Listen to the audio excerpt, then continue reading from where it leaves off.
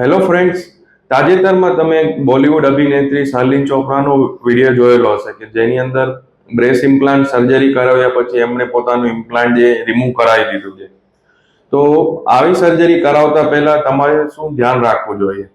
તો basically breast implant surgery છે એમાં જે ઇમ્પ્લાન્ટ યુઝ થતું હોય છે સિલિકોન મટીરિયલ હોય છે અને એ જે એકદમ જેલી જેવું મટીરિયલ હોય છે કે જે નોર્મલ બ્રેસ્ટ જેવું ફીલ થાય અને બ્રેસ્ટના અંદરના ભાગે અને જે બ્રેસ્ટની અંદર જે સ્નાયુ હોય છે એની વચ્ચેના ભાગે એમને ઇમ્પ્લાન્ટ કરતા હોય છે. પણ એ ઇમ્પ્લાન્ટ કરાવતા પહેલા તમારે તમારા પ્લાસ્ટિક સર્જન પાસે એના વિશે સંપૂર્ણ જાણકારી લેવી જોઈએ કે ઓપરેશન કરાવ્યા પછી જે બ્રેસ્ટનો શેપ છે, એમને નિપલની બંનેની જે સાઈડ છે એમની પોઝિશન, એમનું પ્રોજેક્શન કેટલું આવશે, બ્રા સાઇઝ છે એમાં કેટલો ફેરફાર થશે, બ્રેસ્ટનું વોલ્યુમ કેટલું હશે, બ્રેસ્ટનું જે ઇમ્પ્લાન્ટ છે એનું ડાયામીટર કેટલું હોય છે કે ઘણીવાર ઇમ્પ્લાન્ટ સાઇઝ બ્રેસ્ટ કરતા બી વધારે હોય છે તો જે એકદમ આર્ટિફિશિયલ જેવું લાગતું હોય છે અને ઘણીવાર સાયકોલોજીકલ ટ્રોમા બી થતો હોય છે. આ ઉપરાંત ઓપરેશન કરાવ્યા પછી જે સ્કાર છે એની પોઝિશન શું રહેશે? ઘણીવાર ઇમ્પ્લાન્ટ સાઇઝ નાની હોય તો જે સ્કાર છે વિઝિબલ થતો હોય, ઇમ્પ્લાન્ટ સાઇઝ મોટી હોય તો જે સ્કાર જે બ્રેસ્ટની અંદર આવી જાય, ઉપર આવતો હોય છે કે જે દેખાવામાં બી ખરાબ લાગતો હોય છે. આ બધા જે પાસા છે એમનું ધ્યાન રાખવું જોઈએ.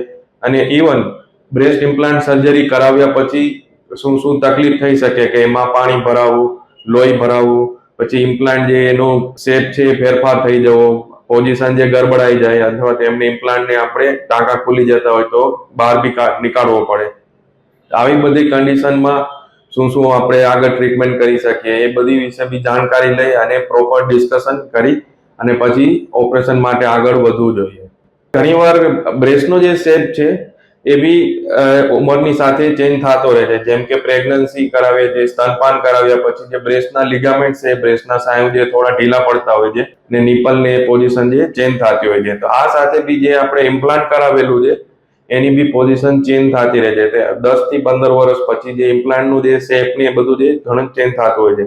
તો બ્રેસ્ટ ઇમ્પ્લાન્ટ સર્જરી એ કોઈ લાઈફ લોંગ કમિટમેન્ટ હોતું નથી.